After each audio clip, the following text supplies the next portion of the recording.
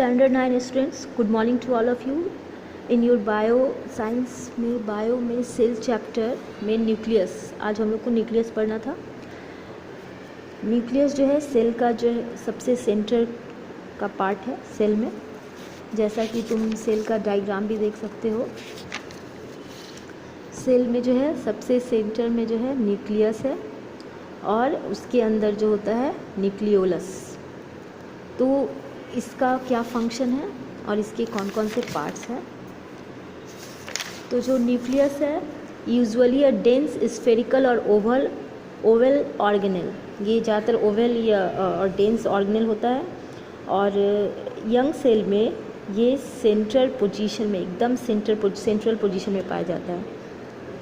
In the mature plant cell with the formation of vacuole it is shifted to one side. अगर mature plant cell है, अगर उसमें vacuole का formation हो जाता है तो ये थोड़ा साइड में शिफ्ट हो जाता है। Usually a single nucleus is present in each cell but some cells may have more than one nucleus. ज़्यादातर जो है एक ही सिंगल न्यूक्लियस ही होता है, हर सेल का एक अपना न्यूक्लियस होता है, लेकिन कुछ सेल्स ऐसे भी है जिसमें एक से ज़्यादा न्यूक्लियस हो सकते हैं। इन bacteria and blue green algae, इसे साइनोबैक्टीरिया भी बोलते हैं, a true nucleus is absent but nuclear material is present. इसमें जो है ट्रू न्यूक्लियर नहीं होता, लेकिन न्यूक्लियर का जो मटेरियल्स होता है वो प्रेजेंट होता है, इसलिए इसे ट्रू न्यूक्लियस बोलते हैं कि इसमें एब्सेंट है। The nucleus is absent in mature mammalian RBCs and in the sieve tube cells of phloem. जो प्लांट का फ्लोएम सेल होता है सीव ट्यूब, तो उसमें जो है ये एब्सेंट होता है न्यूक्लियस। और जो मैच्योर मैमेलियन का आरबीसीज, ब्लड का जो आरबीसी सेल है, उसमें भी ये मैच्योर मैमेलियन के आरबीसीज में भी ये एब्सेंट होता है। और ये जो फ्लोएम है प्लांट का फ्लोएम टिश्यू, प्लांट टिश्यू का फ्लोएम जो है उसमें भी ये एब्सेंट होता है। The size of nuclei very from 5 to 25 micro millimetre. तो ये जो है वेरी करता है इसका साइज 5 to 25 माइक्रो मिलीमीटर में। The nucleus is surrounded by a double membrane called the nuclear envelope. ये जो है डबल मेम्ब्रेन से घिरा हुआ होता है न्यूक्लियस, जिसे न्यूक्लियर इन्वेलप बोलते हैं। ये 2 मेम्ब्रेन से घिरा हुआ होता है, विच separate it from the surrounding cytoplasm. जो सेल के अंदर जो और साइटोप्लाज्म है, जैसा कि इस डायग्राम में तुम देख सकते हो, ये सेल के अंदर का जो साइटोप्लाज्म और साइटोप्लाज्म है उससे ये सेपरेट होने के लिए ये डबल मेम्ब्रेन से घिरा होता है। Numerous pores are present in this membrane to allow the transport of material between the nucleus and the cytoplasm. इसके जो यहाँ पे जो है न्यूमरस पोर्स होते हैं, छोटे छोटे छिद्र होते हैं, पोर्स होते हैं, ताकि वो मटेरियल जो है साइटोप्लाज्म का वो उसको ट्रांसपोर्ट कर सके, उस मटेरियल्स को साइटोप्लाज्म एंड न्यूक्लियस के बीच में। There is a colourless dense sap between inside the nuclear membrane known as nuclear sap, karyolymph और न्यूक्लियोप्लाज्म। यानी जैसे सेल जो होता है, जो सेल होता है, सेल के अंदर साइटोप्लाज्म होता है, उसी तरह न्यूक्लियस जो होता है, न्यूक्लियस के अंदर न्यूक्लियोप्लाज्म होता है, जिसे न्यूक्लियर सैप या कैरियोलिम्फ भी बोलते हैं। Inside the nucleoplasm is a tangled mass of thread like structure. इसके अंदर तुम देख सकते हो ये थ्रेड लाइक स्ट्रक्चर है न्यूक्लियोप्लाज्म के अंदर, इसको कहते हैं क्रोमैटिन। ये जो है ये कहलाता है क्रोमैटिन।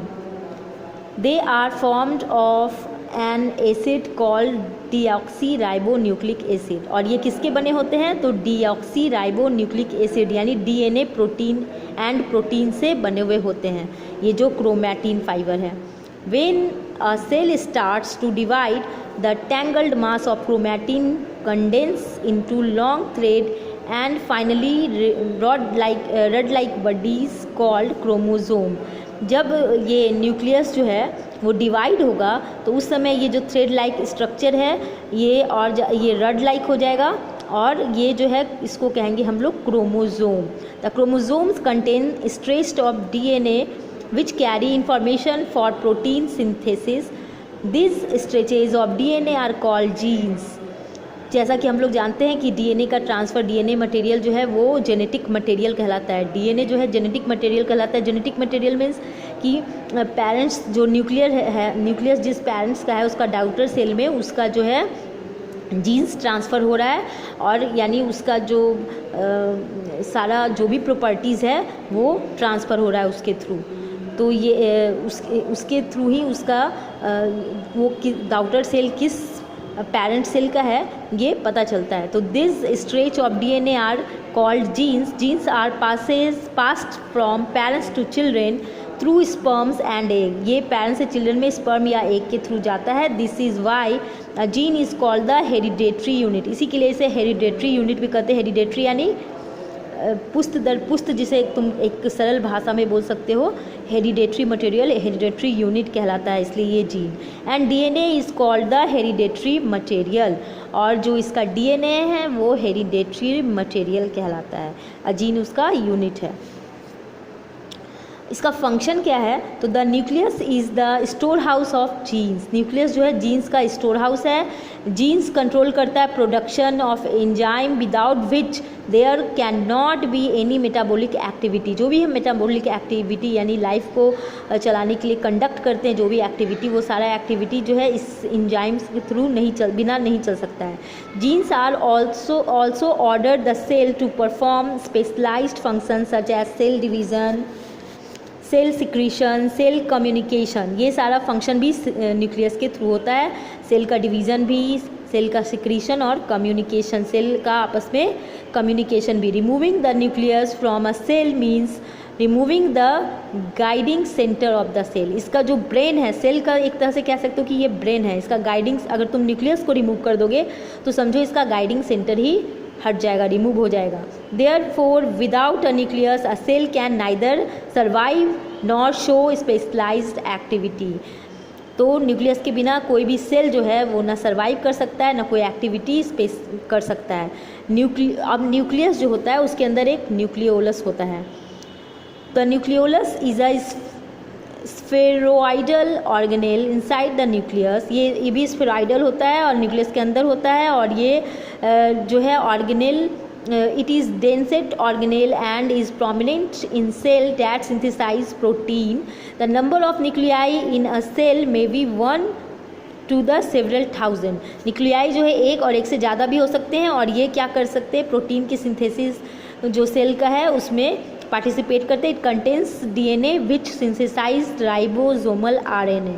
इसके अंदर भी डीएनए होता है जो कि जो सिंथेसाइज करता है राइबोसोमल आरएनए, यानी डीएनए यानी जो डिऑक्सी राइबो न्यूक्लिक एसिड होता है, और आरएनए राइबो न्यूक्लिक एसिड होता है। इसका फंक्शन क्या होता है?